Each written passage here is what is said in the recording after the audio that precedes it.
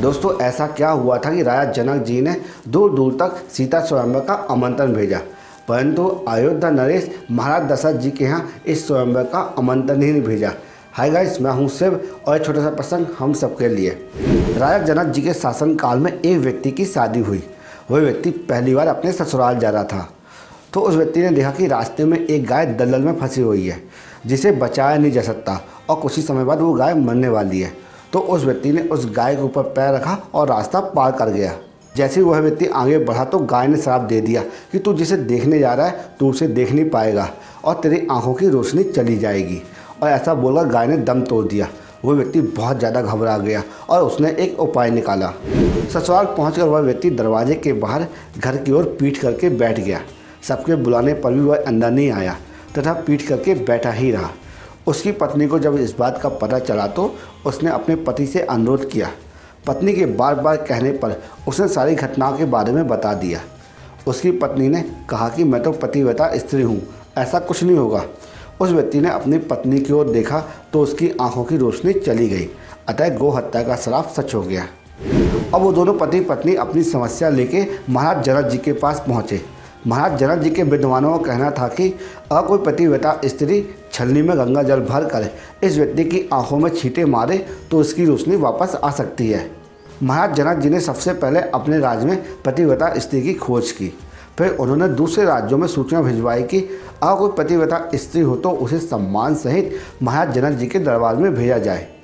जब यह सूचना अयोध्या नरेश महाराज दशरथ जी को मिली तो उन्होंने अपनी रानियों से पूछा। उनकी रानियों का उत्तर यही था कि आप राजमहल तो क्या, अगर किसी राज की झाड़ू लगाने वाली महिलाओं से भी पूछोगे तो उसे भी आप पतिव्रता पाओगे। महाराज दशरथ जी ने उस झाड़ू लगाने वाली महिला को बुलाया और उस महिला से उसकी स्वीकृति ली। उस महिला ने अपनी स्वीकृति दे दी। तब महाराज ये दिखाना चाह रहे थे कि हमारा अयोध्या राज कितना उत्तम है और झाड़ू लगाने वाली महिला को बड़े ही राज की सम्मान के साथ जनकपुर भेजा गया। महाराज जनक जी ने उस महिला का सम्मान किया और उसे अपनी समस्या बताई। उस महिला ने वह कार्य करने के लिए हाँ कह दिया। महिला ने छलनी लेकर गंगा किनारे गई और प्रार्थना की, हे गंगा मैया, यदि मैं पूर्ण रूप से पतिव्रता हूँ तो गंगा जल की एक बूंद भी नीचे नहीं गिरनी चाहिए। प्रार्थना करने के बाद गंगा जल को छलनी में भर लिया और पाया कि जल की एक बूंद भी नीचे नहीं गिरी। महाराज जनक और दरबार में उपस्थित सभी लोग यह दृश्य देखकर हैरान रह गए। सभी ने उस महिला से अनुरोध किया कि उस व्यक्ति की आंखों में पानी के छींटे मारे। जैसे उस महिला ने उस व्यक्ति की आंखों में छींटे मारे, उस व्यक्ति की आंखों की रोशनी वापस आ गई। जब उस महिला ने अपने राज्य में जाने की अनुमति मांगी तो महाराज जनक जी ने जिज्ञासापूर्वक उस महिला की जाति के बारे में पूछा। तो उस महिला ने बताया कि मैं अयोध्या राज्य में झाड़ू लगाती हूँ। ये बात सुनकर महाराज जनक आश्चर्यचकित रह गए। महाराज जनक जी ने सोचा कि जिस राज की सफाई करने वाली महिला इतनी पतिव्रता हो सकती है तो उसका पति कितना शक्तिशाली होगा। महाराज जनक जी ने सोचा कि अगर राजा दशरथ उसी प्रकार अपने राज से किसी व्यक्ति को यहाँ भेज दिए तो कहीं सीता जी का विवाह किसी निम्न श्रेणी के व्यक्ति के साथ ना हो जाए। इस डर से उन्होंने सीता स्वयंवर का आमंत्रण अयोध्या नहीं भेजा। परंतु विधाता ने सीता जी के लिए अयोध्या का राजकुमार श्री राम जी को चुन रखा था।